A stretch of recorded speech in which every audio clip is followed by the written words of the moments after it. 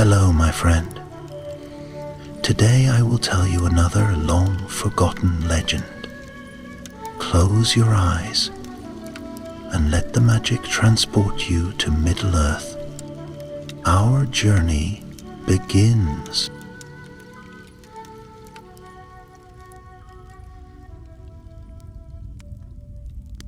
Long after the War of the Ring had ended, and the white tree blossomed once more in the courts of Gondor, a deeper silence began to settle across the mountains of Middle-earth. The Fourth Age had passed its first centuries, and while men thrived and elves sailed west beyond the sea, the halls of the dwarves grew dim and still. Erebor stood quiet beneath the lonely mountain. No smoke rose from the forges of the Iron Hills. Khazad-dûm, once cleansed by Durin the Seventh, had fallen again to stillness, its proud gates closed by moss and time. And so it was that the name of Thrain Stonehelm, last heir of the House of Durin, passed into little more than a whisper among wandering folk. Few knew his face, and fewer still believed that any dwarf yet walked the world. But Thrain lived. He wandered the empty places of Middle-earth, wrapped in a faded gray cloak, his boots heavy with the dust of many roads. His beard, once bright with copper, now bore streaks of ash and iron. Upon his back he carried a war axe, reforged from the shards of his father's blade. Barrisrun, Fireheart, a weapon that had once split troll skulls in the war of the dwarves and orcs. Now it served a lonelier cause. Thrain had no halls, no kin, no banners to follow. He had watched his people vanish, some to the deeps, some to the sea, and some to the tomb. But he did not forget. He wandered the eastern reaches of Rhovanion and the edges of Mordor's broken teeth, seeking signs, remnants, anything. It was in the darkened forest of Dorwinion, now half-willed and thick with bramble, that the tale truly began. Thrain came upon an old ruin hidden among the twisted roots of black pines.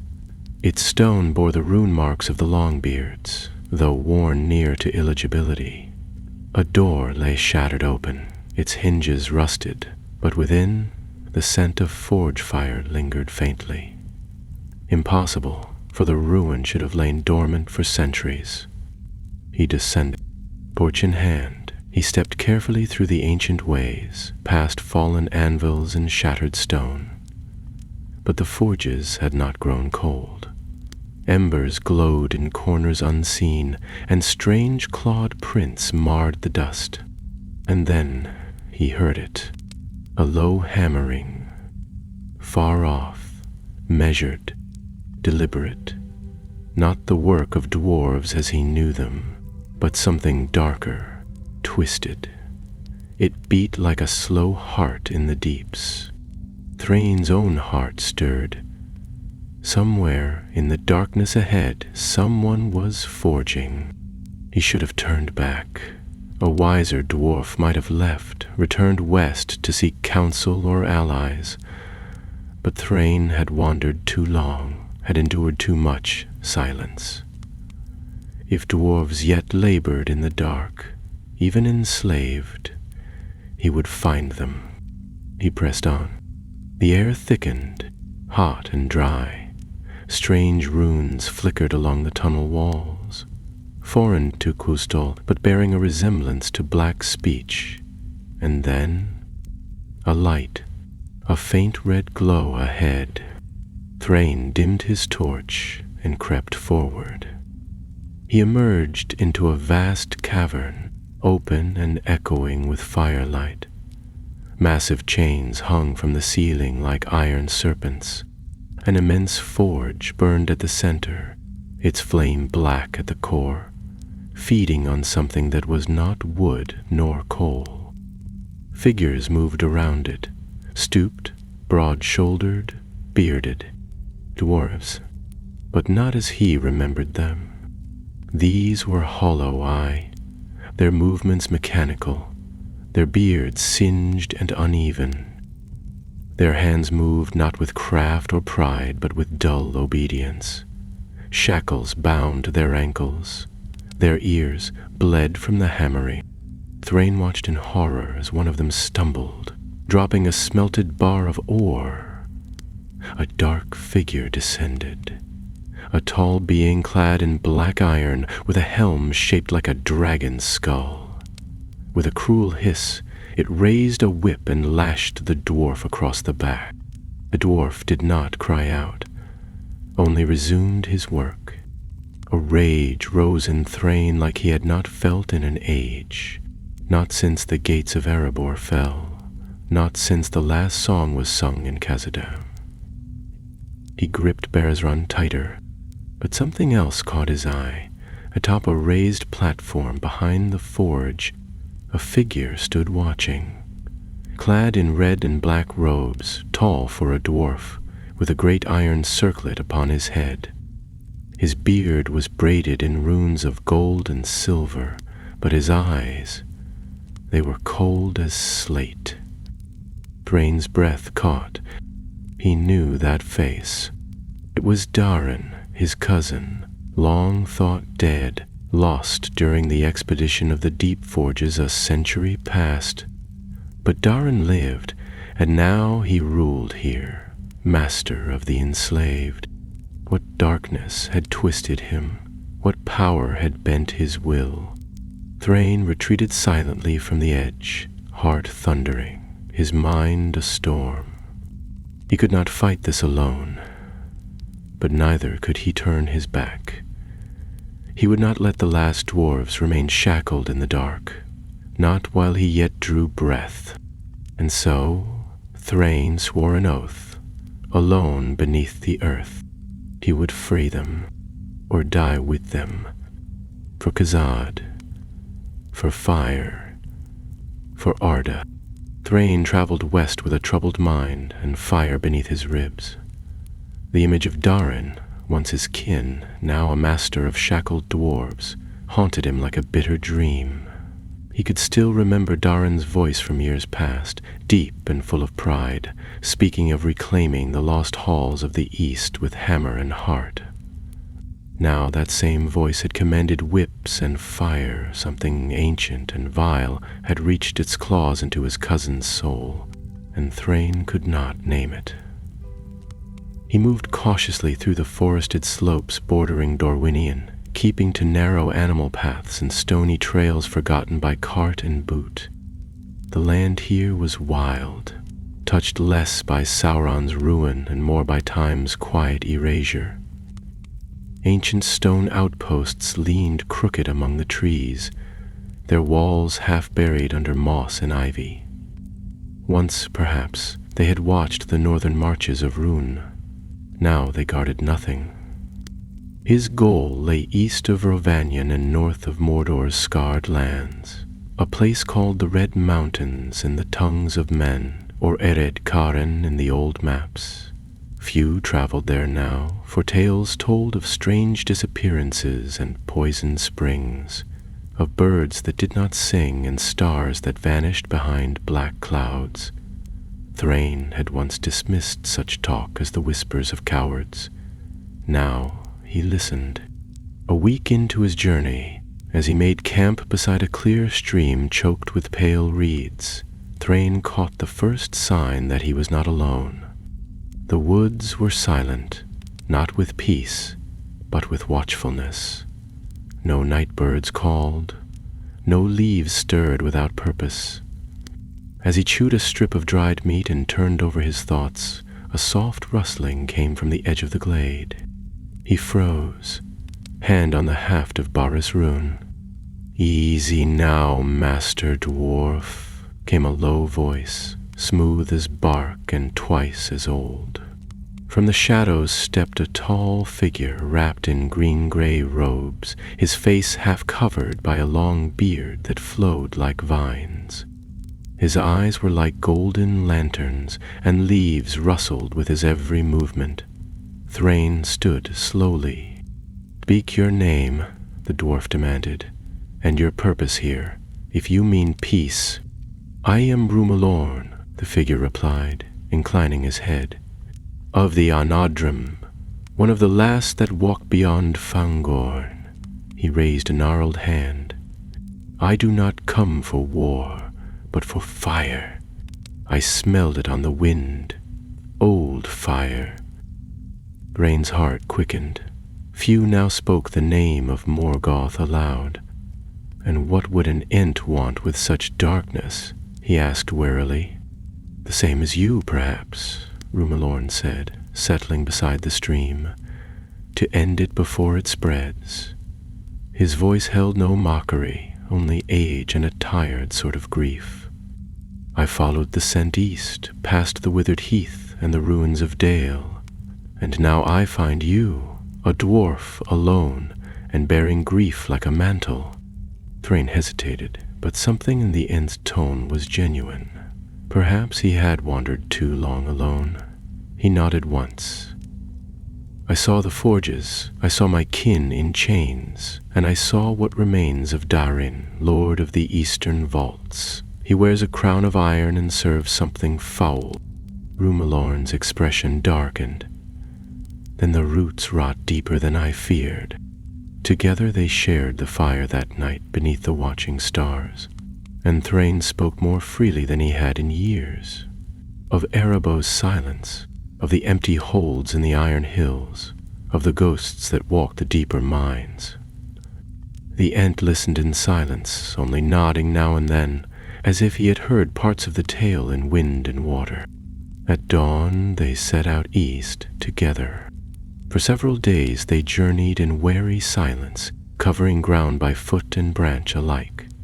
Rumalorn moved with surprising speed for one so large, striding easily across the high ridges, while Thrain picked his way through narrower trails. The air grew heavier as they approached the lands east of the River Carnan. Clouds hung low and thick. The sun was but a pale smear in the sky.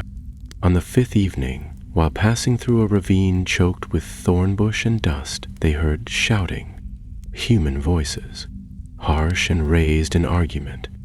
Thrain crouched low, peering over a boulder, while Rumalorn faded into the rocks like a tree among stone.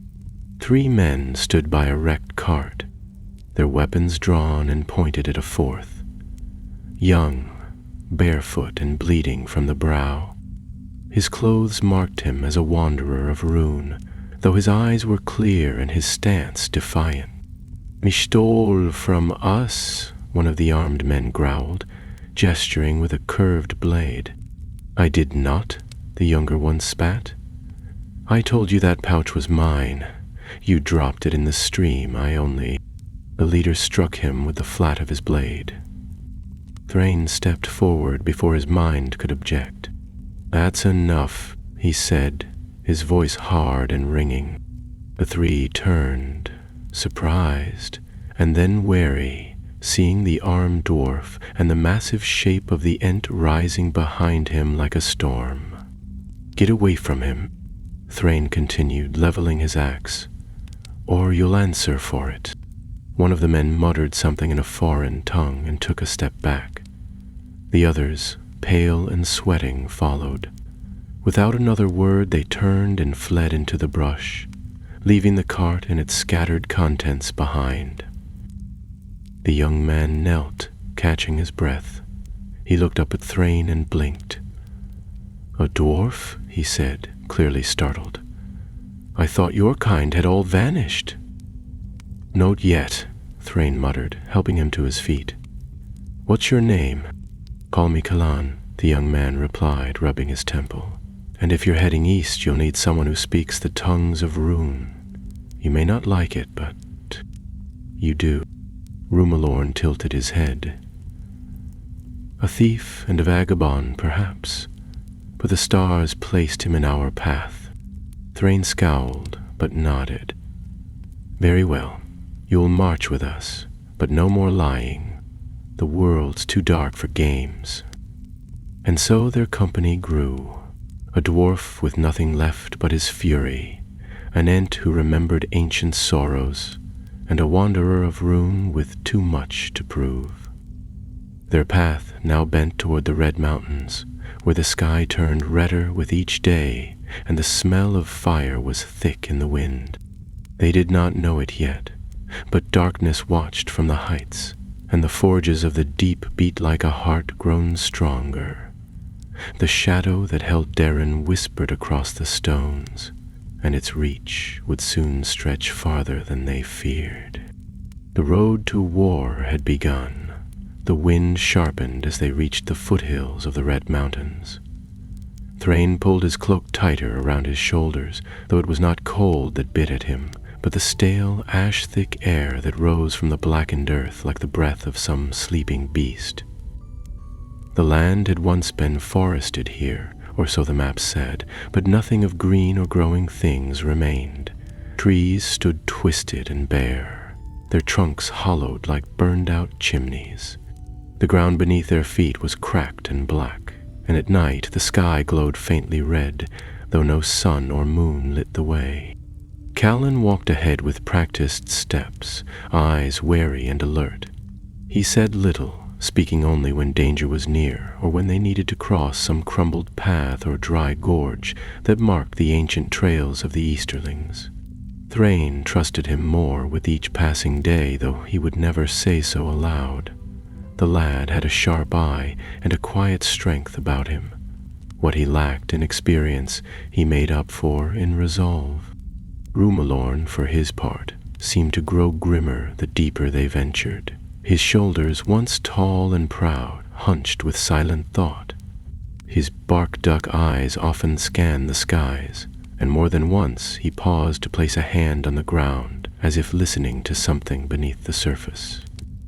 When Thrain asked what he felt, the Ent merely replied, "Restless roots, pain beneath the stone. Something wakes."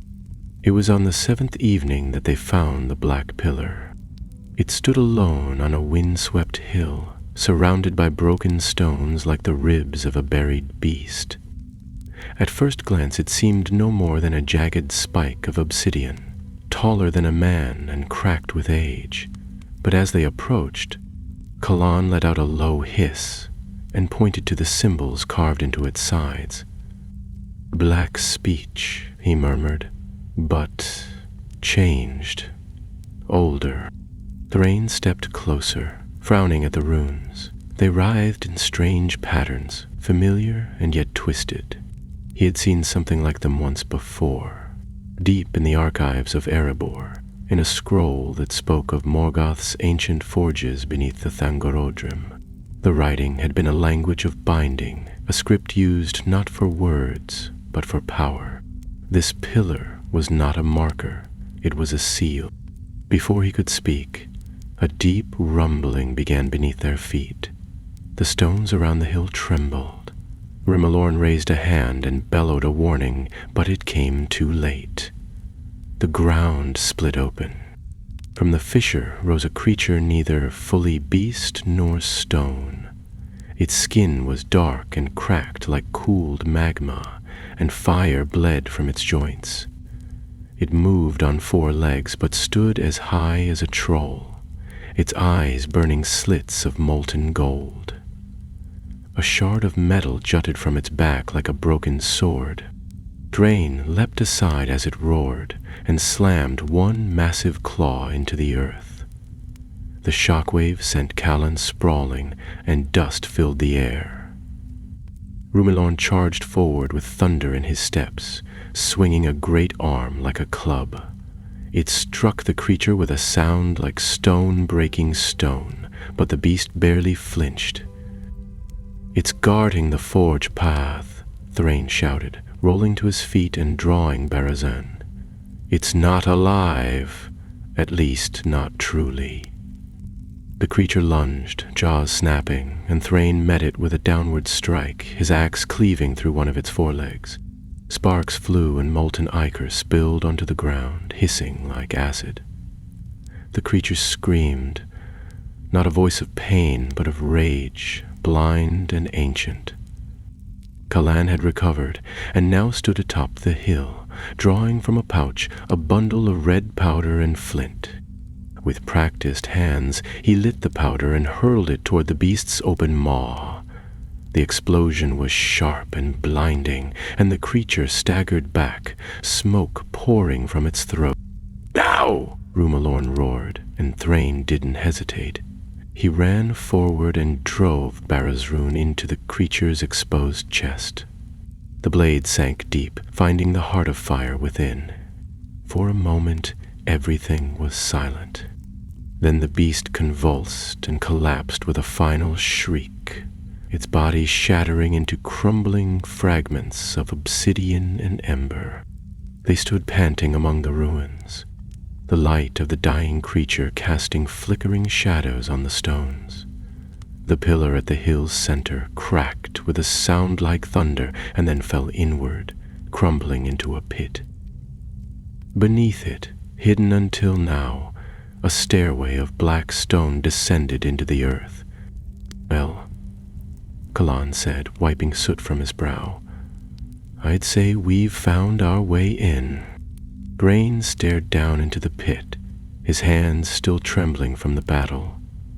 There was no breeze, no sound from below, but a scent rose up, of ash and old blood and something else, something fouler, the smell of forgotten forges, the smell of dwarf flesh burned on iron. "This was not just a guard," Rimelon murmured. "It was a sentinel, and its death has been noticed." Thrain knew he was right. Far away across the broken hills, horns began to blow, faint and distant, but unmistakably real. The enemy knew they had come. "We go now," Thrain said.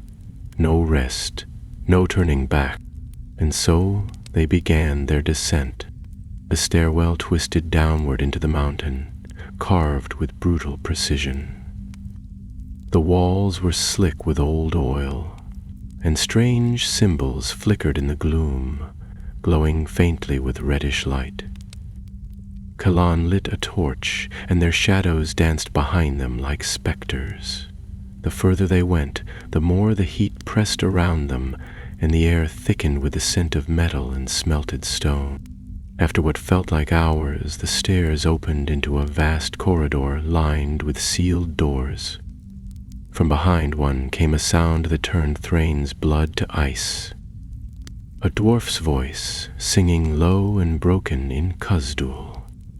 The words were jumbled and sorrowful, but the melody was unmistakable. A forge song, a lament. Thrain stepped toward the door, but Rumalorn held him back. "Not yet," the Ent said.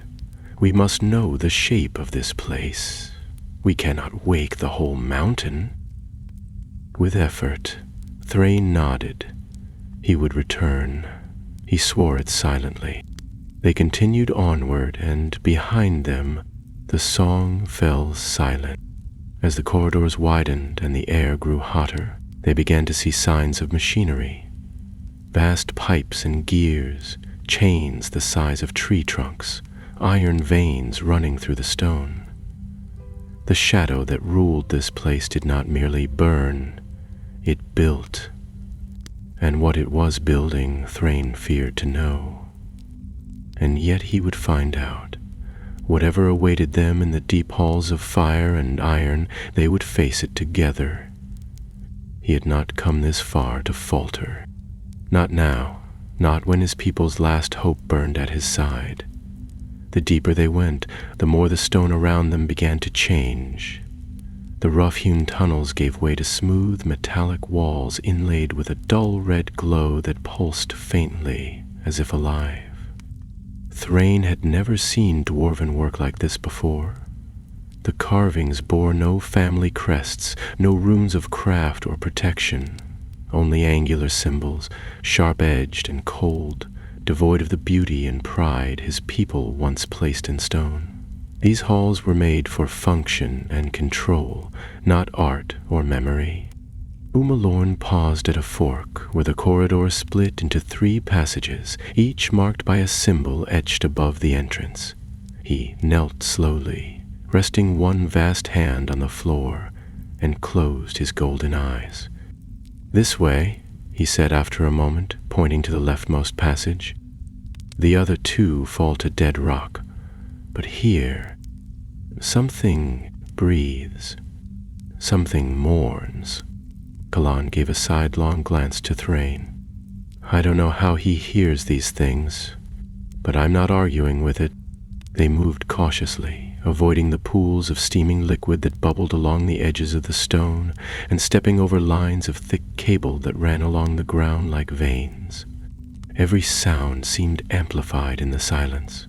The clang of Thrain's boots, the soft rustle of Rumelan's cloak, even the shallow scrape of Callan's blade hilt as it brushed against the wall. The very air thrummed, like a forge hammer striking the earth far below. After several turns, the tunnel opened into a chamber so wide it felt like a canyon beneath the mountain. Suspended walkways crossed the void in crisscrossing lines, and far below, fires burned in deep furnaces, casting an infernal glow that painted everything in hues of orange and black. Machines moved in silence, great cranes turning on their own, gears grinding slowly, wheels churning with no visible hands to guide them. And among them were the dwarves. Thrain clutched the railing and stared in horror. They moved in single file, chained together at the waist, their skin coated in soot, their faces blank. Some carried molten ore in vats too heavy for their frames. Others turned winches or fed coal into endless mouths of flame. He could not tell if they were alive or something worse. Their movements were too uniform, too exact. Above them, overseeing it all from a high platform, stood the one who had once been Dire. Thrain's heart twisted in his chest. Darren had been proud and strong, a craftsman of legend, the last to forge mithril in the style of old Moria. Now he stood clad in black robes and iron armor, his face obscured by a helm shaped like a snarling beast, the iron crown still resting above. He moved with slow precision, his hands behind his back, watching the labor below as if it were a puzzle he had solved. The rain pulled back from the edge. We can't face him here, he said under his breath. We'd be seen before we crossed half the floor. Then we find another way, Rumelan said. No tree strikes at the roots until it knows the size of the rot. They turned from the balcony and followed a narrow stair down the side of the wall, concealed behind thick chains and ancient gears. The path led to a side corridor where the roar of the forges was dulled, and the heat gave way to a heavy stillness. The light here was dimmer, flickering, as if the very torches grew tired. Along the corridor the walls bore doors of black iron, each sealed with heavy locks and marked with strange emblems. Some were twisted versions of dwarven runes, others unrecognizable. Kalan moved to one of the doors and pressed his ear to it. He stepped back sharply a moment later, pale-faced. Something moved in there, he whispered, but it wasn't walking. It was scraping. Thrain examined the lock. It bore the sigil of a hammer over an eye, an ancient emblem of the deep forges, twisted into a mockery. He turned away with a bitter expression. They're not just working our kin, he said. They're turning them into something else. They passed 6 more doors before Rumelan halted. His face was unreadable, but he raised a hand for silence and stepped to the 7th. The stone above the door bore a symbol Thrain recognized, a simple anvil with a cracked base. That was Garmol's mark, he whispered, one of Daren's best stone wrights. He vanished 10 years ago. Rumelan bent and placed his hand on the door's surface. This one still breathes. Thrain wasted no time. He wedged the back of his axe into the lock and twisted until the iron groaned and gave way with a sharp crack. The door swung inward with a hiss of released pressure, and stale, foul air drifted out. Inside, the chamber was small and dark, lit only by a faint green glow from a crystal embedded in the ceiling. A dwarf sat slumped in the far corner, thin as a skeleton, his beard ragged and burned in places.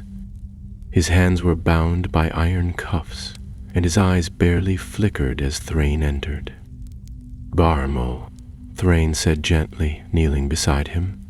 "Can you hear me?" The dwarf's lips moved. A breath escaped, a whisper more than a word. "Stone, brother." Thrain nodded, fighting back the lump in his throat. He cut the bindings and lifted the frail figure with care. Garmul winced, but did not cry out. "We'll get him out," Kalan said, watching the corridor. "But not if we stay here." They carried Garmul between them, back the way they had come, and Rumalorn led them into a forgotten access shaft behind a crumbled wall. It wound upward toward what must have once been an escape tunnel, possibly made during the early carving of the forge. Now it was tight, filled with dust, and sealed with a heavy grate. But when Thrain laid Garmul down and turned to pry the grate open, the wounded dwarf grabbed his arm. "Wait," he rasped. "There's more. Below the main forge, a vault where they twist the iron, change us. He's building them, making them from the fallen. Not just dwarves, men, orcs, things from the deep." Thrain felt a chill crawl up his spine. "What kind of things?" Garmul's voice faltered. "Shells, empty, filled with fire. Machines of old, not from Arda, from somewhere before." Rumalorn knelt beside him, brow furrowed. "Then the corruption runs deep indeed. This is no mere forge, it is a seed."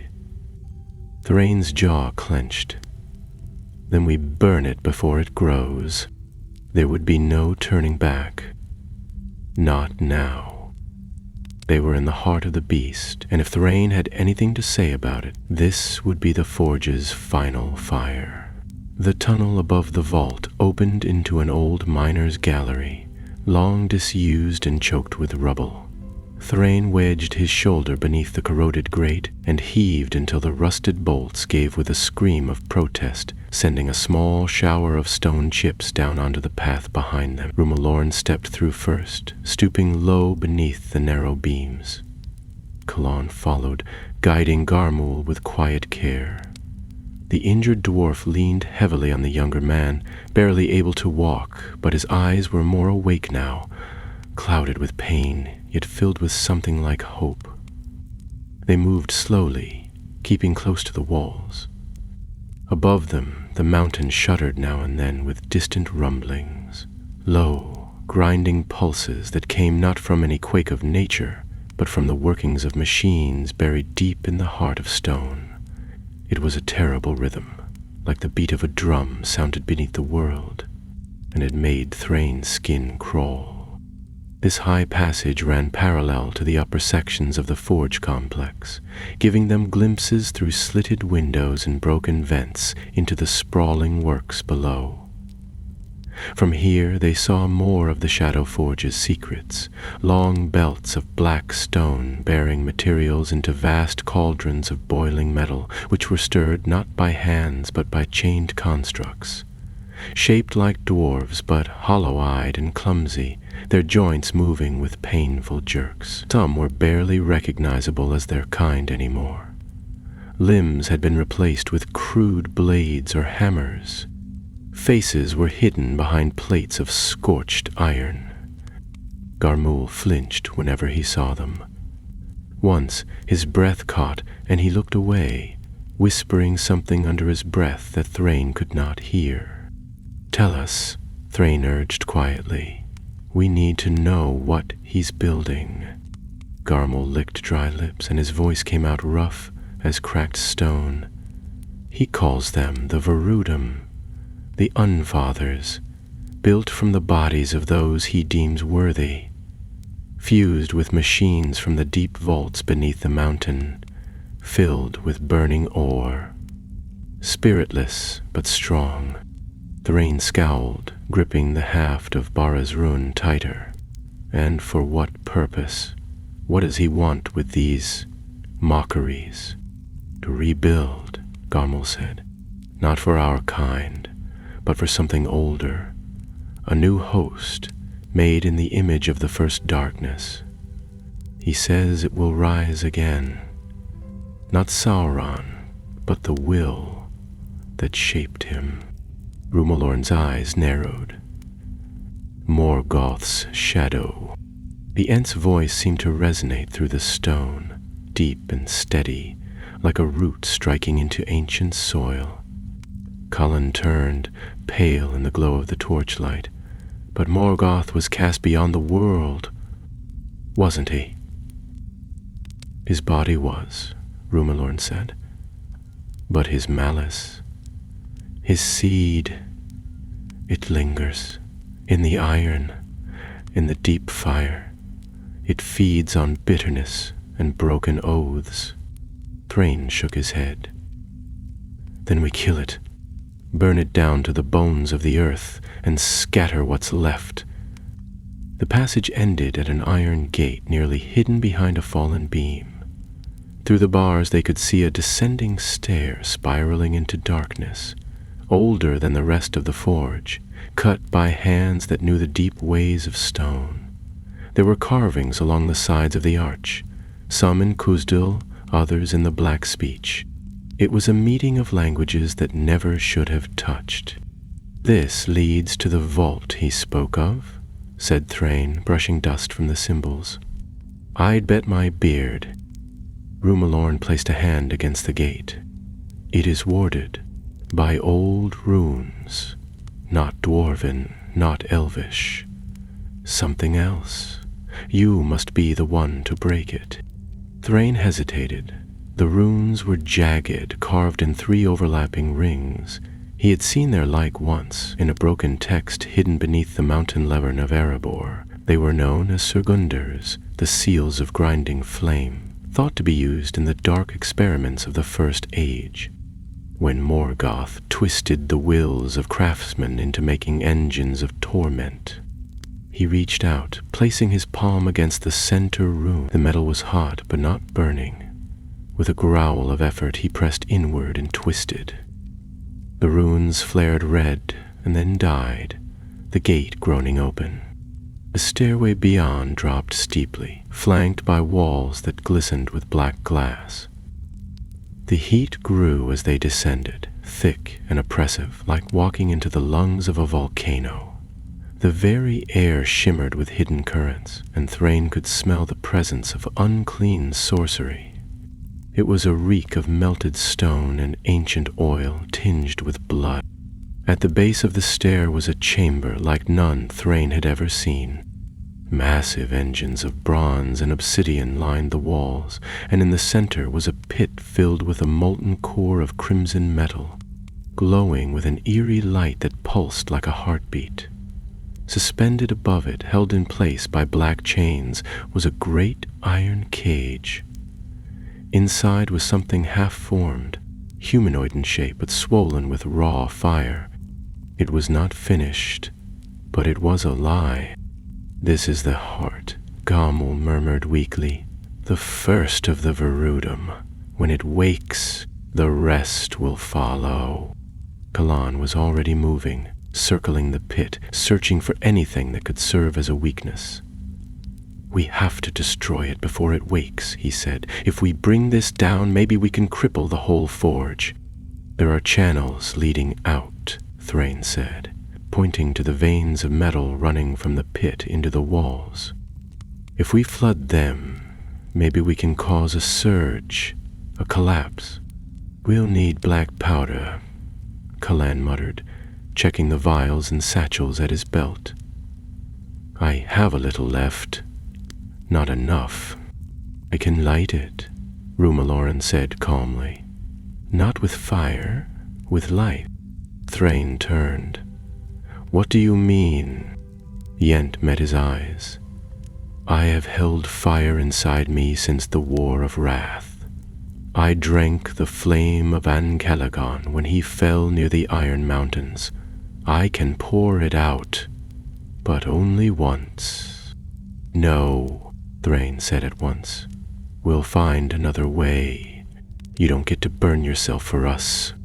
This is not your choice," the Ent said, voice like creaking wood. "This is my path, my fire. Your kin will need you, and you will need to run." Before Thrain could protest again, Rumilorn stepped forward, raising one arm toward the great pit. His fingers spread like branches, and from his chest bloomed a soft golden light, growing, rising, until it was brighter than the forge's glow. "Run," he said one last time. "Run." Then the world ignited.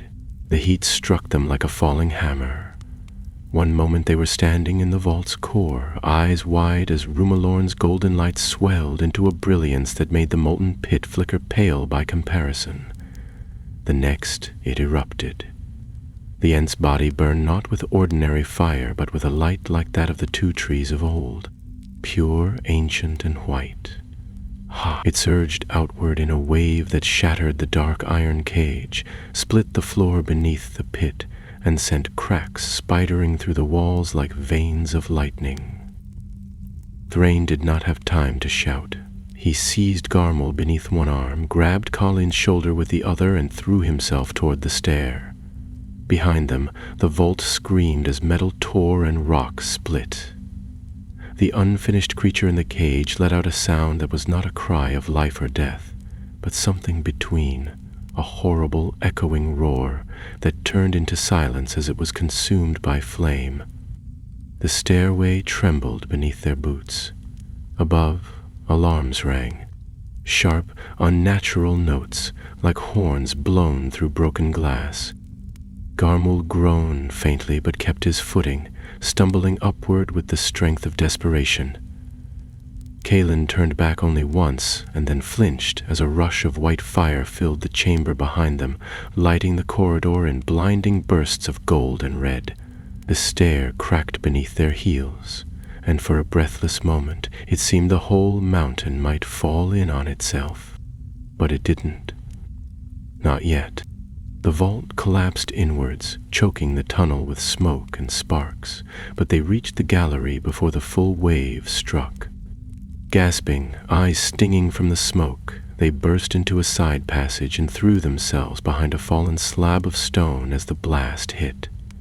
It roared past like a firestorm, tearing banners from their chains and flinging soot and embers in every direction. When it finally passed, the silence that followed felt almost cruel. Thrain was the first to move. He coughed, his lungs raw, and shook the ash from his beard. Kalan helped Garmul to sit, and the wounded dwarf leaned against the wall, face streaked with sweat and soot. "He's gone," Thrain said at last, his voice low and hoarse. Kalan nodded, brushing ash from his cloak. "But he bought us a chance." Thrain didn't answer. He stood slowly, surveying the corridor ahead. The structure had held, but only barely. The black veins in the wall glowed with disrupted energy, sparking in places. The forges below would be in chaos. Darren would know they were here, if he hadn't known already. That meant they had little time. They followed a narrow tunnel that Garmul remembered from his imprisonment. It led, he said, toward the central lift shaft that carried ore and material between the higher levels of the forge. If it was still active, they could use it to reach the Overseer's tier, where Darren's private hall overlooked the workings of the entire complex. The tunnel twisted through forgotten maintenance routes and collapsed passageways. Several times they had to crawl, and once Thrain had to use Barra's run to break through a sealed door that groaned under the strain of the mountain's wounded core.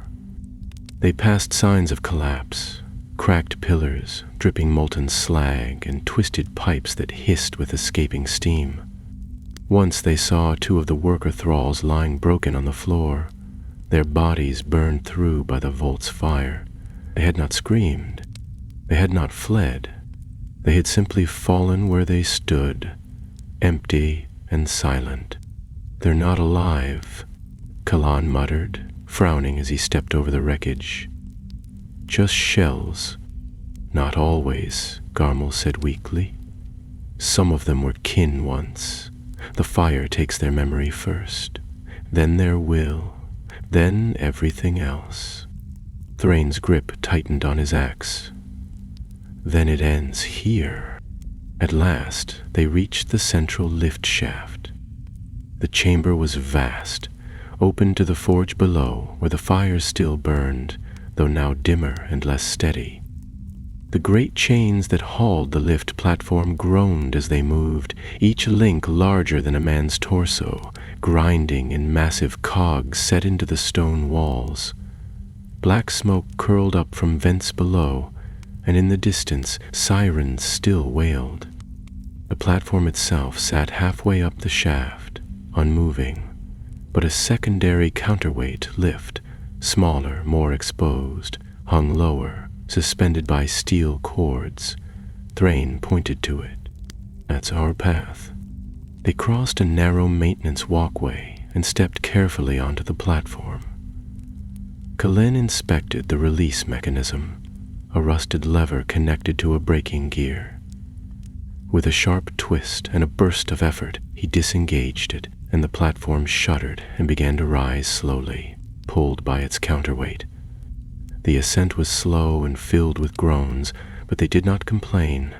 Higher and higher they rose until the light from the forges fell away and was replaced by the dark iron walls of the Overseer's tier. The platform came to a halt beside a balcony flanked by columns of black stone. Thrain stepped off first, motioning for the others to stay back, and approached the archway that led into Darren's hall. The doors were open, no guards waited. Inside, the chamber was cavernous and cold, unlike the fire-lit forges below. Smooth stone walls rose into vaults lined with angular statues, mockeries of dwarven ancestors, their eyes blind, their mouths shut by chains. A long table ran the length of the hall, covered in blackened scrolls, half-forged crowns, and twisted blades. At the far end stood a dais with a single throne, tall, narrow, and spiked like a crown driven into the earth. Darren stood before it. Warren turned, as if seeing Darren, as if still able to look beyond him. He was no longer dressed in robes, but in full armor, dark and ruined, his iron helm now fused to a circlet that glowed with sickly red light. His beard, once golden, had turned the color of ash, but it was his eyes that Thrain saw first. They were not hateful, nor even mad. They were empty. "I knew you would come," Darren said quietly. "I felt the moment you crossed the threshold, the last ember of a dying fire." Thrain stepped forward, Barazun gleaming faintly in the dim light. "You were once a son of Durin. What happened to you?" "I saw the truth," Darin replied. "We are relics, Thrain, fossils buried in the dust of time. The world no longer needs dwarves.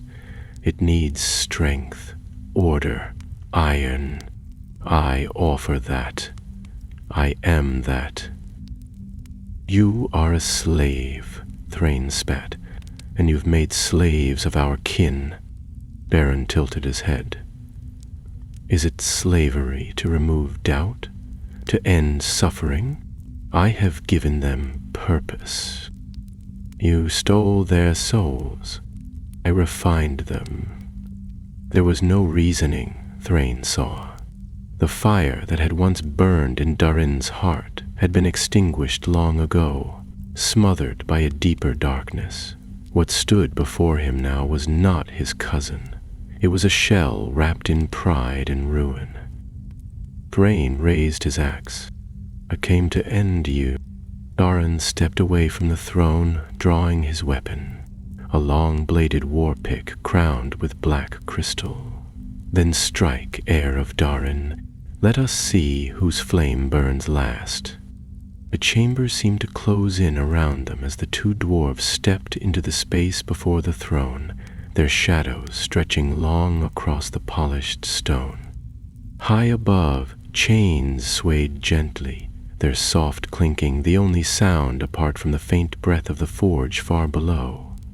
The silence was almost sacred, and yet the moment bristled with tension, like a storm about to break.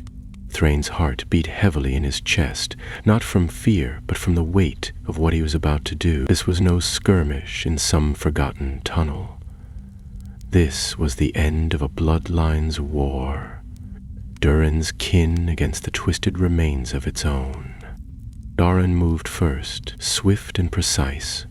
His war pick whistled through the air, black crystal flashing, and Thrain barely brought Barad-dûr up in time to deflect the blow.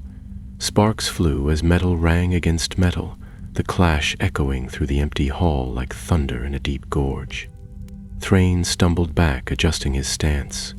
Darin was stronger than he remembered, faster too, as if some unnatural strength coursed through his limbs. The air around him shimmered faintly, and his armor did not move like ordinary steel.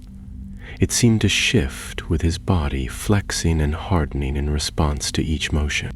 Thrain narrowed his eyes. The armor was alive, an extension of whatever power had claimed his cousin's soul. "I remember when you couldn't even lift a smith's hammer," Thrain grunted, circling. "You used to drop your tools in the training yard." Darin's voice came low and mocking. "And you used to weep when father left you behind." "We were children, Thrain, but I grew. I saw the truth of the world, and I cast aside the foolish hopes that crippled us." He struck again, this time aiming for Thrain's legs. Thrain leapt back, swinging his axe in a wide arc, driving Durin back with a snarl. The momentum carried him forward, and he followed with a flurry of blows, each one ringing loud against Durin's armor. One glanced off the shoulder. Another struck the helmet and left a shallow dent, but nothing pierced the steel. With a roar, Darin retaliated, slamming the butt of his pick into Thrain's ribs and sending him sprawling across the stone. Thrain gasped, pain flaring through his side. He rolled just in time to avoid a crushing downward blow that split the floor where he had lain. From the shadows near the hall's edge, Kaelin started forward, only to stop when Thrain raised a hand. "No," he rasped. "This is mine." He forced himself upright, wiping blood from his lip, and stared at the figure before him. "You think you've won something, Darin, but all you've built here, this forge, these thralls, it's a tomb. You've buried yourself in it." Darin's face twisted with scorn. "Better to rule a tomb than kneel in ruin." Thrain spat. "Then let's finish this." They clashed again. The next exchange was brutal, a whirlwind of strikes and counters, sparks flying in all directions. Thrain ducked a sweeping blow and drove the haft of Barad-dûr into Darin's gut, pushing him back. Darin responded with a spinning strike that scraped Thrain's pauldron and sent him staggering. The chamber rang with the fury of their battle. Statues toppled, chains snapped loose. Dust fell from the high ceiling like snow. At last, Thrain saw an opening. Darin raised his weapon too high, and Thrain surged forward, slamming the flat of his axe into the side of Darin's helm with all the strength left in his arms. The force sent Darin reeling, his war pick slipping from his grip. He crashed to the ground with a heavy clatter, his breath rattling in his throat. Thrain stood over him, axe raised, but something stopped him. Darin looked up, and for a moment, just a moment, his eyes cleared. Not fully, but enough for Thrain to see the flicker of the dwarf he had once known. "Ended," Darin whispered. "I can't stop it, the voice. It never sleeps. It waits. It's already beneath the stone. Dwayne hesitated. The axe trembled in his hands. What voice? But Darren only shook his head. He comes. Not Morgoth, not Sauron. Deeper, older. I opened the door. And then, with a sudden spasm, he reached for the war pick. Thrain acted without thought. Barasrun rose and fell, its edge catching the side of Darren's helm. The blow rang out like a bell, and the helm split along its seams. The iron cracked. Darren's body went still. The silence that followed was thick and suffocating. Thrain stood over the fallen figure for a long moment, his chest heaving, before lowering his weapon. The fire within the hall dimmed, as if something unseen had been unbound. The red veins that had pulsed along the walls faded to black. Kalan approached cautiously, eyes scanning the body. Is it over? No, Thrain said quietly. The forge may fall, but something else has been stirred. He said it waits beneath the stone. Garmel leaned heavily against a broken column, his voice weak but steady. There are deeper tunnels, older than the forge, carved by hands that came before even the dwarves. We were forbidden to enter them, but I heard them speak of it. The chain vault. Thrain turned to him. Where is it? Below the forge's lowest tier, sealed by 3 locks, one of fire, one of stone, one of oath. Colin raised an eyebrow. That sounds promising. Or deadly, Thrain muttered. But if something darker waits beneath, then we cannot leave it, not for others to find. They left Darren's body behind, the once proud heir of a noble house now reduced to a warning carved in dust and iron. Thrain took the broken crown not as a trophy, but as proof of what ambition could become when fed by the shadow. Then together they made their way down once more, back toward the heart of the forge, following ancient signs that pointed not to forges or storehouses, but to something older, a place the forge had been built to hide. As they moved deeper, the air grew cold despite the fires above. The stone changed, becoming older, darker, and somehow smoother, as though it had been melted and reformed over centuries. Strange symbols reappeared, carved deep into the walls, spiraling patterns that tugged at the eye. The silence here was heavier. The mountain no longer rumbled. It listened. Finally they came to a gate. It stood 10 feet high and just as wide, shaped like an arch of fused basalt and lined with 3 concentric rings, each inscribed with a single rune.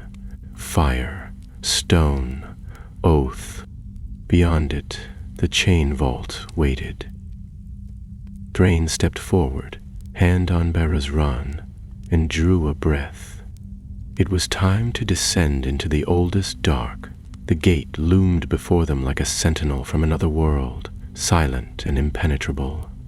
Each of the 3 rings set into the arch shimmered faintly, as if reacting to the presence of the living. Thrain stood close, examining the runes etched into the rings, feeling the deep thrum of ancient craft beneath his fingertips.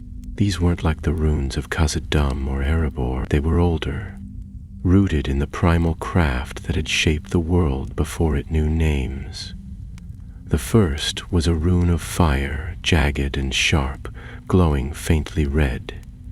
The second bore the weight of stone, solid and still, its pattern formed in perfect balance. But it was the third that made him pause, the rune of oath. It didn't glow. It pulsed, softly and slowly, like a living heart. Thrain felt its presence not just in his fingers, but in his chest, pressing against the place where all dwarves carried their deepest vows. He had made many oaths in his time, to kin, to mountain, to vengeance, but this rune demanded something more, something binding. "How do we open it?" Kalan asked, stepping up beside him, eyes fixed on the gate. "It doesn't look like anything we've seen before." "It's not something we force," Thrain replied, his voice low. "Not like the forge doors.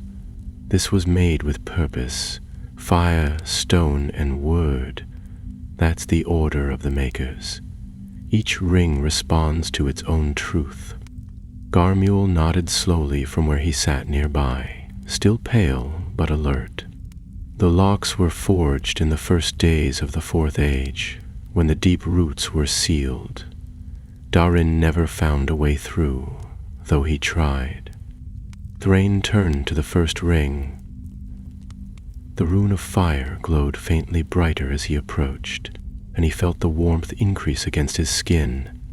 He took a deep breath and drew Barazrun, laying the flat of its blade against the symbol. The axe vibrated in his grip, responding with a low hum. Fire had forged it. Fire had tempered it. And fire had carried him this far. He pressed the axe forward, and the rune flared, then sank into the stone like embers dying in a hearth. The first ring turned once and fell still. The second ring, the rune of stone, required a different kind of offering. Thrain knelt, placed both hands on the floor, and whispered in Kuzdud, the ancient tongue of the dwarves, a prayer of stone and home. He spoke of mountains, of halls echoing with songs, of veins of mithril hidden beneath the bedrock, and of all that had been lost. The stone answered. The rune brightened, not with fire but with a steady gray light. It accepted his truth. The second ring turned. Then came the third. The rune of oath did not react as Thrain approached. It waited, expectant, hungry. Thrain stood tall, looking at the gate with steady eyes. "I am Thrain Stonehelm, last son of Durin's line," he said clearly. "I have walked far and bled much. I have watched my kin fall, my halls grow empty, and my name fade into the dust. But I have not broken. I swear by the fire that forged my bones and the stone that bore me, I will not let this shadow rise, not while I still stand." The rune pulsed once, bright and deep, and then faded into silence. The third ring turned. With a grinding rumble that shook dust from the ceiling and sent echoes ringing into the dark, the gates slowly opened.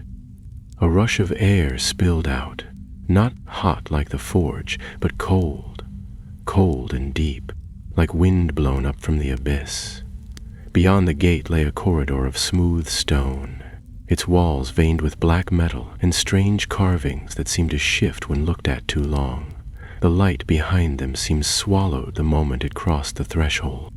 "This is older than dwarf work," Kaelin said, voice tight. "It feels wrong." "Because it is," Gurmul whispered. "This is not a place of Arda. It was shaped before the music." Thrain's grip tightened on Barazrun. "Then we end whatever it holds." They stepped into the corridor. The walls pulsed faintly with dull red veins, not glowing but warm, as though the mountain itself were alive and watching. The silence here was not like the quiet of a tomb. It was listening, drawing in every sound they made. Their footsteps echoed softly, but even that felt swallowed. Along the walls, the strange carvings became more complex. Spirals within spirals, eyes without faces, roots twisting into chain. After what felt like a long descent, the passage opened into a wide chamber, unlike anything they had seen before. The ceiling soared into darkness, supported by massive columns shaped like entwined serpents. In the center stood a dais made of black iron, and atop it, hanging suspended by enormous silver chains, was a sphere the size of a great boulder. It shimmered, not with light, but with a reflection that twisted the eye, like looking at fire on water under a broken sky. The air around it thrummed, not with sound but with pressure, and the closer they stepped, the more they felt its weight. "The heart of the chain," Garmul murmured, his voice barely a breath. "It holds whatever sleeps here, whatever whispers." Kaelin frowned, his hand drifting to his belt. "Can we destroy it?" "Not with blades," Thrain said. "Not with flame. This is bound by oath and craft. It must be undone, not shattered." He stepped up onto the dais. The sphere turned slowly of its own accord, revealing ancient runes in a language he didn't know. But somewhere deep in his bones, he understood what they meant. They were names, not of people, but of principles. Order, binding, silence, memory, and one at the center that burned like a brand. Oldham Nar, the sleeper in chains. Something stirred behind the sphere. A shape moved, large and slow, as if rousing from a long slumber. Thrain froze. The others tensed. A voice filled the chamber, not through ears, but into their minds. "You have broken the seal." The sound was old, not in years, but in time. It echoed with the weight of mountains, oceans, and stars long fallen. The sphere darkened. "Do you know what you have woken?" Thrain stepped forward, lifting Bazrun. "I know enough," he said. "I know that you've whispered to the dead, turned kin against kin, built a forge in secret. I know that your chains were meant to hold you, but now they feed you." The voice paused. "I am memory. I am binding. I am what came before the song. The world forgot me, but now I return." The chamber began to shake. The chains groaned. Cracks spread through the floor. The sphere pulsed once, and then again, brighter. The sleeper was waking. "Then we send you back to sleep," Thrain growled. "Forever." He raised his axe and brought it down on the center rune, and the world went white. The blow struck true. Bazrun's edge hit the glowing rune at the heart of the sphere, and for an instant there was only silence. A silence so complete, so perfect, it swallowed thought. Then the sphere cracked. A single fissure split through the surface, narrow as a hair at first, then spreading like a spider web across the iron shell. The air shuddered. The chamber trembled. The great chains holding the sphere went taut, groaning like the limbs of an ancient tree straining against a storm. Light, if it could be called that, began to pour from the cracks, not bright, but black, a shadow that shone in defiance of the world's order. It spilled out and rose into the air in twisting tendrils, forming shapes and half-voices that whispered without sound. Thrain staggered back, barely keeping his feet, as the sphere began to split open. It peeled like the skin of some great fruit, its inner surface lined with runes that bled light the color of old blood. Galen grabbed Garmul's arm and dragged him away from the dais. "Thrain, we need to get out of here." "I'm not leaving it unfinished," Thrain shouted, gripping his axe with both hands. The sphere was opening now, and within it he could see something taking form. A shape suspended in the air, tall and vaguely humanoid, but not of any race he knew. It had no face, only a smooth helm of bone-white iron, and its body was wrapped in bands of metal etched with marks that shifted even as he watched them. Then the voice returned, louder, more solid than before. You break what you do not understand. I am the order beneath the earth, the voice behind the flame. You should have left me sleeping. Thrain gritted his teeth and stepped forward. And let you rot the bones of the world from the inside. I've seen what you did to my cousin, to my kin. I'll see you end before the stone forgets us. The being raised one hand, or something like a hand, and a ring of force blasted out from the dais, hurling Thrain back into the column behind him. The impact knocked the breath from his lungs. Kalan rushed to his side and pulled him up just as the chamber began to collapse. The ceiling cracked, sending down sheets of dust and fragments of old stone. One of the great chains snapped free, whipping across the air like a living thing and slamming into the far wall with a thunderclap. More black light spilled out, and the figure within the sphere began to lower itself toward the dais. "Go," Thrain wheezed. "Get him out. I'll follow." "You're not staying," Callan snapped, shoving a supporting arm beneath his shoulder. "You're not doing this alone."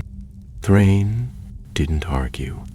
He let Callan pull him toward the corridor, limping heavily, as the great vault began to fall in on itself.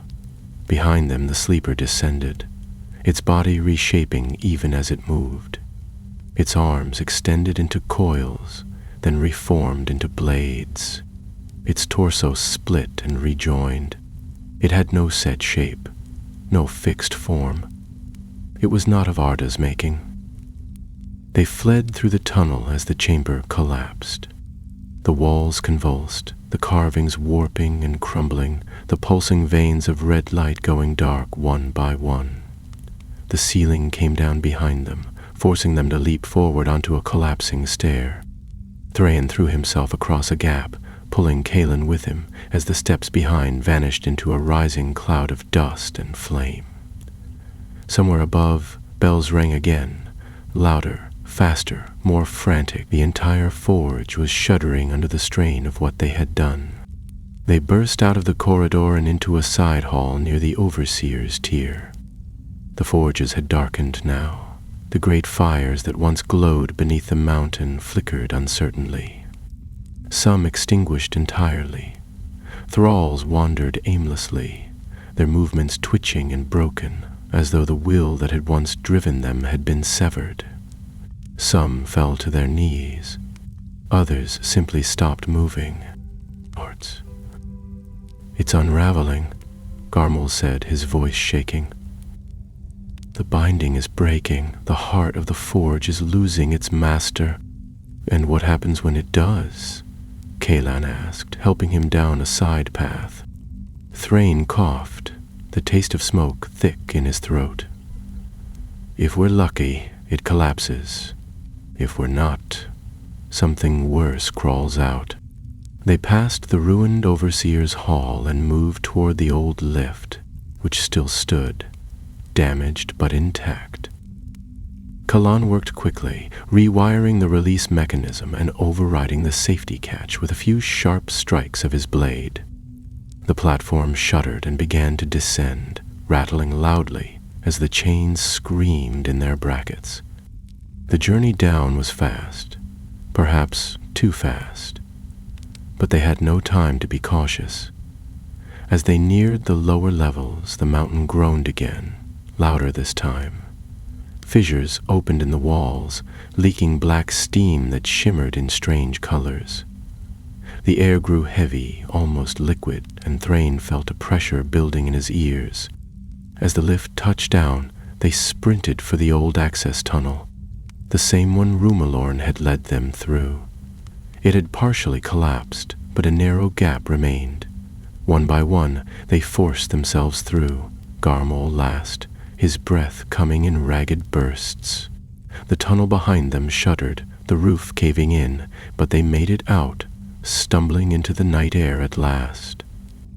They emerged on a barren slope of the red mountains, the sky above them red and churning with ash. Far below, the ground split open in lines of molten fire, the mountain's peak cracked with a sound like thunder, and from its heart came a pillar of black smoke, rising straight into the sky like a signal to powers far and wide. The forge was dying. They collapsed on the rocky ledge, gasping for breath, watching as the mountain convulsed. The smoke darkened the stars, and for a moment all was quiet again. Then Thrain turned his head slowly toward the east. In the far distance, beyond the plains of ruin, a shimmer danced on the horizon, faint but real, a shadow shifting, as if the mountain's death had been noticed. Kalan saw it too. That isn't over, is it? Thrain shook his head slowly. No, this was only the door. Something's coming. They sat in silence, ash falling like snow around them. Garmul leaned back against a stone and whispered, almost to himself, "We've started something we might not be able to finish." Thrain looked up at the sky, where the black smoke curled into the stars.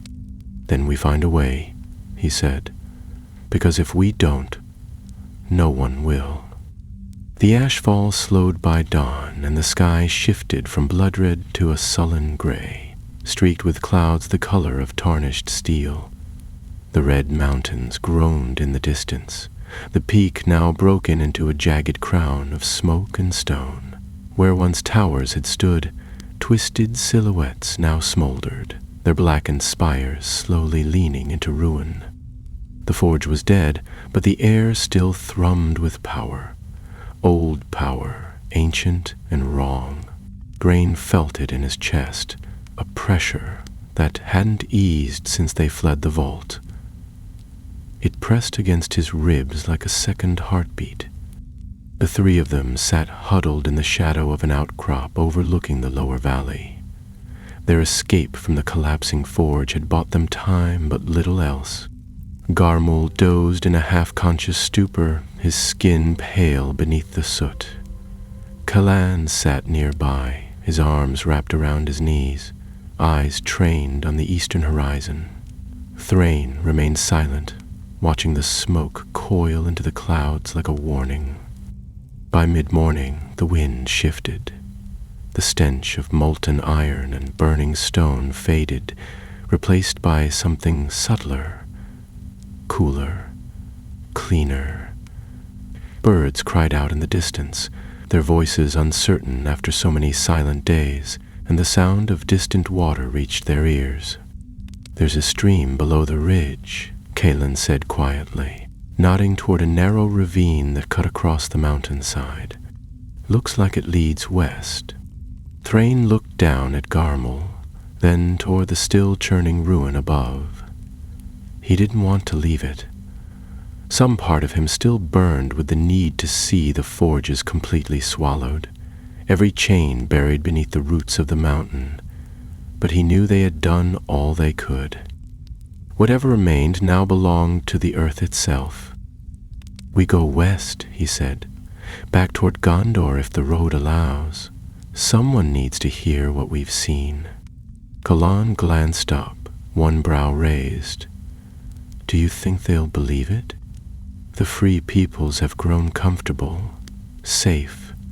The king sits in his high tower. The elves are mostly gone. And the dwarves? Well, they'll believe," Thrain said. "They'll have to, because if they don't, they won't be ready." They began the descent by noon, carefully navigating the broken slopes and cracked paths that wound down from the heart of the Red Mountains. Every so often they passed signs of Darin's reach, collapsed mine entrances, half-buried watch posts, strange metal pylons once used to channel heat. But the deeper they moved into the foothills, the less of his touch they saw. Nature was reclaiming the stone, if slowly. For 2 days they traveled in near silence, resting only when they could no longer stand. Garmul regained his strength in small degrees, enough to walk with help, though his voice remained weak and he seldom spoke. Carmul hunted where he could, catching birds and rooting out bitter roots from the slopes. Thrain said little. His mind remained on the figure he had seen inside the sphere. The sleeper. What Darren had awakened was not just some sorcerer's trick or forgotten machine. It was something from before, older than the mountains themselves, and it had not been destroyed. The vault had collapsed, the chains had broken, but the thing had not screamed. It had watched. On the third day, as the sun set low behind the western peaks and cast the valley below in long golden rays, they saw it, a ruin. It sat cradled in a glade at the base of the mountains, half covered in ivy and sunlit dust. Tall stones jutted from the earth like fingers, and a wide arch marked what must have once been a gate. Thrain paused at the edge of the trail, staring down at it in silence. "What is it?" Kaelin asked. "A dwarven outpost," Thrain said, stepping slowly forward.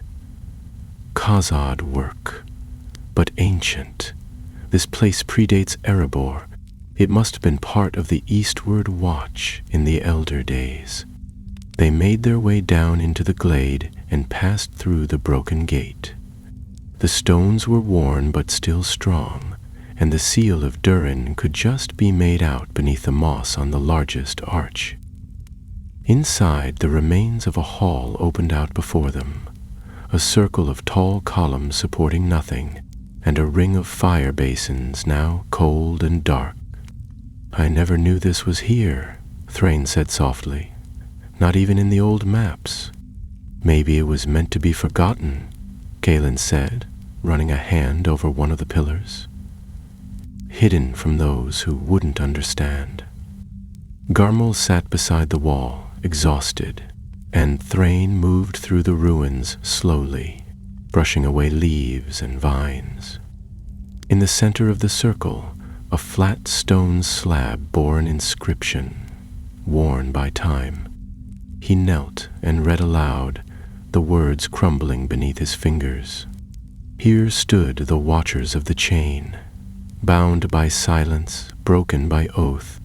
May none wake what was buried beneath the world." Callan looked up sharply. It knew this place. This was connected? Thrain nodded grimly. Darren didn't build the forge, he found it, or something near it. This was older than him, older than us. "And what now?" Cullen asked. "We've done what we could, but if the sleeper escaped..." Thrain stood slowly. "We carry word to the west. Gondor, Arnor, whatever strongholds remain. If Doran's line has any cousins left, they need to know. The elves, too, if any still walk this side of the sea. What we've seen, it's not just a threat to dwarves. I never thought I'd end up in the middle of something like this," Kalan muttered. "I was a smuggler before I met you, a half-starved thief. And now you're the last man who's seen what waits beneath the world," Thrain said. "You've earned more than you think." Night fell, and they lit a small fire in the heart of the ruin, careful to keep it low. Thrain took the first watch, sitting against a half-collapsed pillar, with Badasran across his knees. He looked into the flames, but saw only the dark. Not the kind of dark that comes with night, but the deeper dark, the ancient dark, that dwarves have always feared but never spoken of. The kind that lingers in cracks too narrow for torches, in tunnels that go deeper than any mind should run. The kind they now knew had watched them back. And somewhere across the vast sweep of Middle-earth, it was moving. The wind blew soft and cold through the ruined outpost, carrying with it the scent of frost from the higher peaks and the whisper of leaves far below. Morning crept slowly into the glade, casting long golden beams through the cracks in the ancient stone, lighting the mossy floor where Thrain and Kalan stood preparing to leave. Garmul still rested by the fire, wrapped in Thrain's cloak, his breath steady but shallow. The old dwarf had survived what no others had, but it had cost him dearly. His skin remained pale and his voice had faded almost entirely. Still, when Thrain told him they would continue west, he had nodded once, and that was enough. They followed a narrow goat path down into the valley, moving in single file along the ridgeline. The trail was overgrown in places and washed out in others, forcing them to climb or slide when the stones shifted beneath their boots. But they pressed on, the sun climbing behind them, warm against their backs. By midday they reached the edge of the mountain forests, where tall pines swayed in the wind and the smell of green things began to return. It was the first true scent of life they had known since the forge. Callan paused beneath the shade of a tall spruce, brushing ash from his sleeves. "It feels strange," he said quietly, "like we've stepped back into the world while carrying something the world isn't ready for." Thrain didn't answer right away. He looked ahead at the forest, then back toward the peaks that still smoked behind them.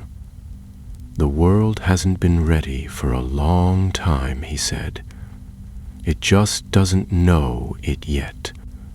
They moved quietly through the trees, following the sound of a distant river. As they descended, signs of old travel returned. A broken cartwheel half buried in moss, a pile of stones once stacked as a marker, a rusted ring of firestones left behind by some forgotten traveler. Thrain took comfort in them. They were small signs, perhaps, but they meant the world beyond still moved. People still passed through these lands. The shadow had not silenced everything. That evening, they made camp beneath a crag where the river curved west and disappeared into a cleft of stone. The stars returned above them, clearer now, free of smoke, and for the first time in many days, Thrain slept without clutching his axe. When he woke, the dawn was bright and cold, and birds called from the trees. The world was healing bit by bit. On the 5th day of their journey west, they came upon the remains of a settlement. It had been burned long ago, timbers blackened and sagging, stone chimneys still standing like lonely watchmen. The fire hadn't been recent, nor had it come from within. The soot was too deep, the grass growing back too cleanly. Still, something in the air made Thrain uneasy. They searched the ruins carefully. Callan found old tools left behind in haste, scattered hammers, and overturned water basin. Garmul sat on a stone bench beneath a tree, too tired now to walk far, and Thrain moved among the empty houses, eyes sharp for signs of what had come here. It wasn't until he reached what had once been the central hearth, a large ring of stones blackened with years of ash, that he saw it. A mark carved into the outer stone in lines deep and deliberate. It was no mere scratch. It resembled the runes he had seen in the forge, twisted and half-melted, but here it had been struck over with another symbol. 3 lines crossing in a sharp X, a sign he did not know. Callan stepped up behind him, frowning. "Another watcher's mark?" "No," Thrain said slowly, running a hand over the lines. "This was meant to cover it. Someone tried to seal the mark. You think whatever was in that forge, it's spread this far already?" Thrain didn't answer. He stood slowly and looked around the ruins, as if expecting to see eyes watching from the trees, but there was only wind and silence. They left the settlement behind and didn't speak for a long while. By the 7th day, they reached the edge of the great eastern plain. From the final rise of the hills, they saw it stretching westward, an endless sea of golden grass, broken only by the winding path of the river and the far shimmer of towers barely visible on the horizon. It would be another 2 weeks' walk to reach the nearest village, but it was the first clear road they had seen since leaving the Red Mountain. They made camp on the edge of the plain and took turns keeping watch. The nights were colder now, and stars wheeled high above, pale and bright. On the second night, Thrain woke to find Callan sitting by the fire, his face lit by the orange glow. "I keep thinking about the vault," the young man said quietly. "Not what we saw, not the chains, but that last thing it said." Thrain stirred and sat up, wrapping his cloak tighter. "The voice. Aida said it was older than the song, that it was memory, binding, silence." Colin stared into the flames. "I've heard stories about things older than the world, but I always thought they were just tales to keep children from wandering into deep caves.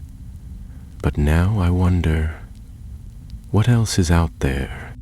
Thrain didn't answer at first. He looked up at the stars.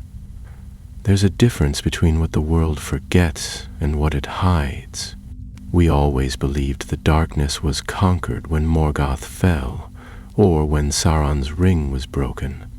But shadows have long memories, even when we don't." Kalan turned toward him. "Do you think it's still out there, the sleeper?" Thrain nodded slowly. "Yes. It never screamed, never panicked. It let the forge fall. That wasn't an ending. It was preparation."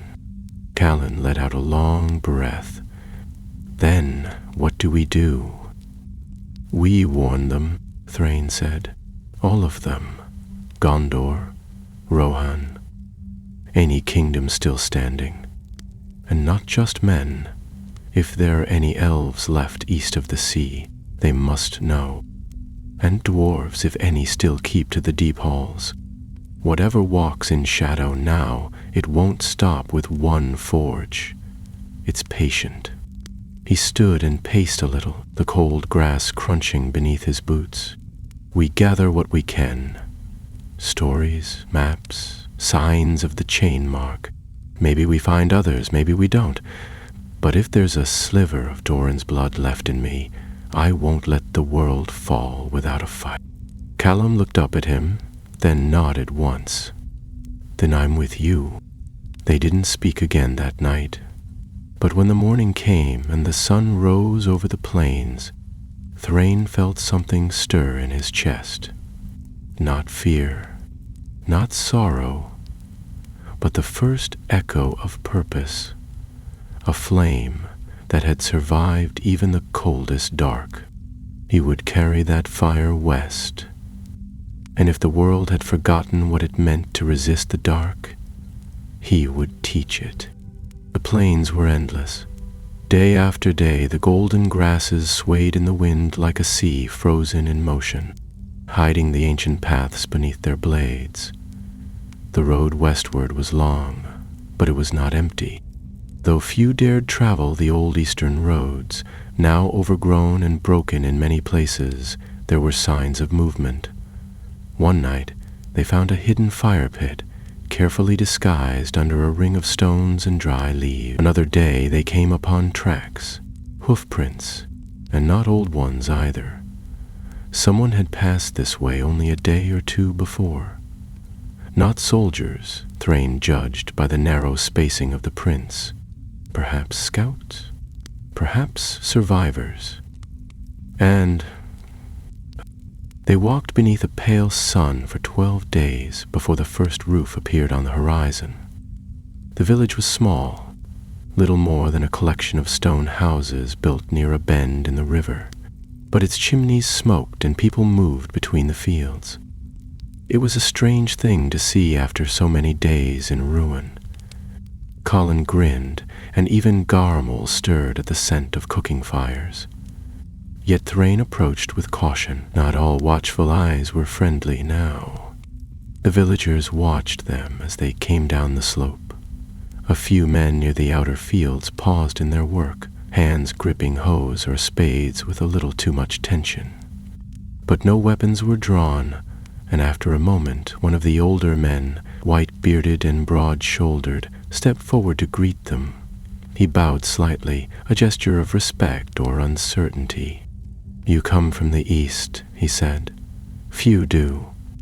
Thrain nodded. "Fewer still return, but we bear warning, not war." The man studied them, gaze lingering on Thrain's worn mail and the soot-streaked axe strapped across his back. Then he looked past him to Garmul, barely standing, and to Callan, whose leather tunic was torn and weather-stained. "Come," the man said at last. "You look like you carry stories, and the West has not heard enough of those in many years." They were given a warm meal and a place to rest in one of the barns, cleared of hay for them.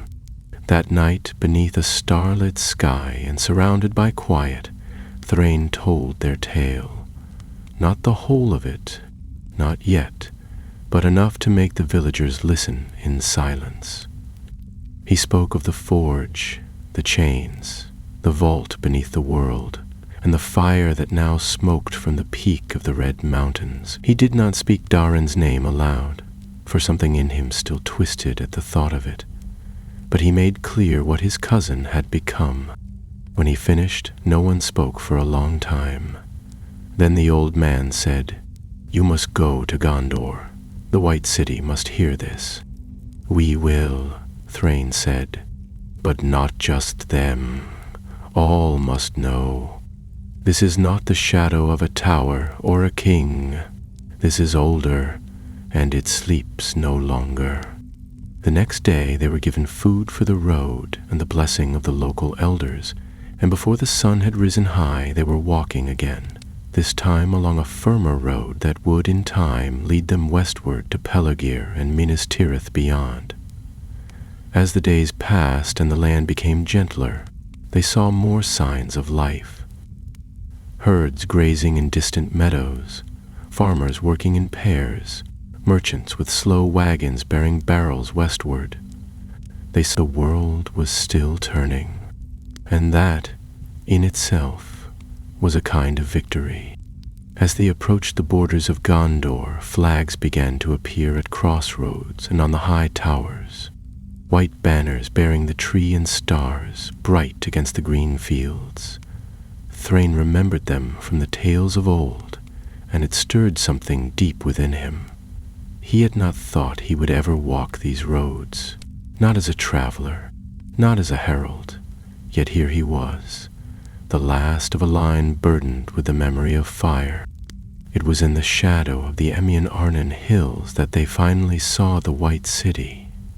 Even from afar it was glorious, its 7 levels rising from the rock like carved stone, its banners fluttering in the wind. The dome of the citadel caught the sun like a silver crown, and behind it the white peaks of the Mindolin rose tall and proud. For a time none of them spoke.